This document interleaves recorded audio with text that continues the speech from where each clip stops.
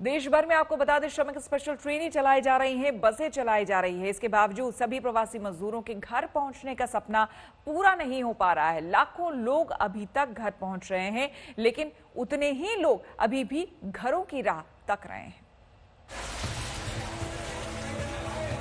पानी के लिए बिलबिलाता मजदूर,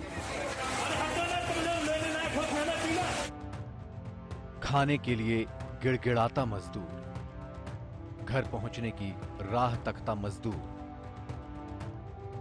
तपती सड़क पर पैदल चलता मजदूर,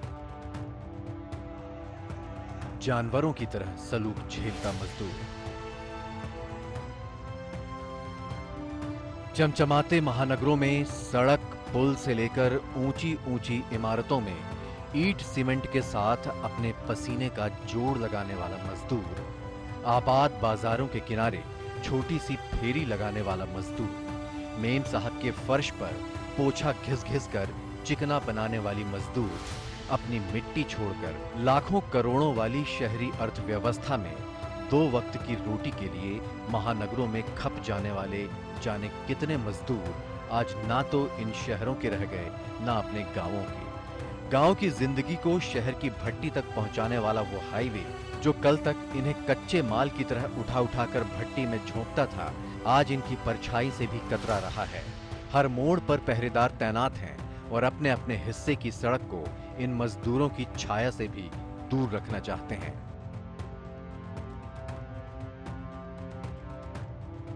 बस, ट्रेन, टेम्पो सब चल रहे हैं। सरकारें कह रही हैं कि मजदूरों को उनके गांवों तक सम्मान के साथ पहुंचाएंगे, पहुंचाया भी जा रहा है। सरकारी आंकड़े बता रहे हैं कि अभी तक 2600 श्रमिक स्पेशल ट्रेनें चलाई जा चुकी हैं। इन ट्रेनों में 35 लाख से ज्यादा लोगों को देश भर में उनके घरों तक पहुंचाया जा चुका है।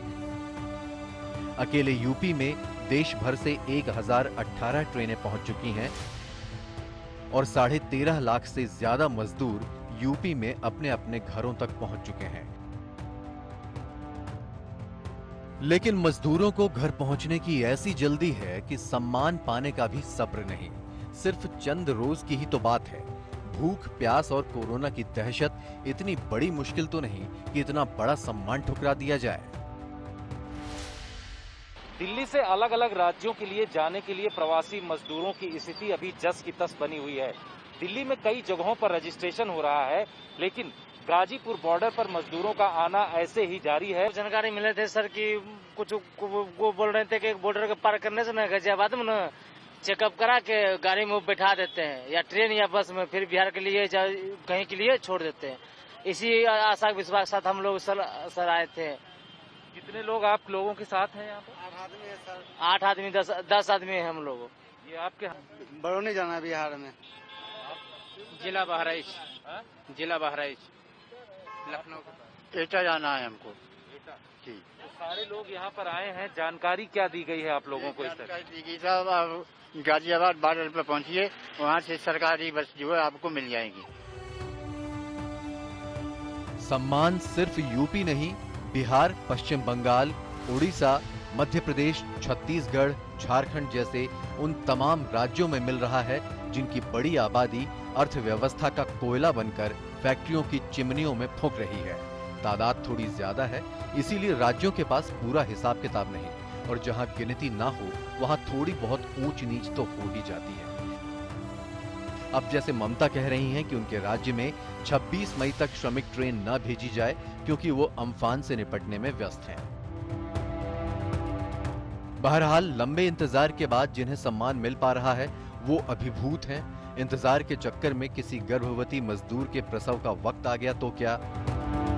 माँ बाप को मिल रहे सम्मान के बदले किसी नवजात ने जिंदगी शुरू होने से पहले ही बलिदान कर दी तो क्या? क्योंकि बच्ची सतना स्टेशन से पहले एक नरसिंहपुर स्टेशन आता है, वहाँ के आसपास पैदा हुआ था। यहाँ हम लोगों ने उसको अटेंड किया, डॉक्टर साहब को बुलाया तो बच्ची मृत पाई गई। फिर हम लोगों ने बर्फ वगैरह की व्यवस्था करवाया स्टेशन के माध्यम से, डॉक्टर से चेक करा के बर्फ करके पंचायतनामा की कार्रवाई करके अगली में तो उन्हें। सम्मान की कीमत बड़ी होती है और पूरी चुकानी पड़ती है। घर पर कदम पड़ने से पहले 14 दिन क्वारंटीन सेंटर में बिताना है। कोरोना की रोकथाम के लिए जरूरी है तो बस कीमत की आखिरी किश्त ये मजदूर यहीं पर चुका देते हैं। आज तक ब्यूरो।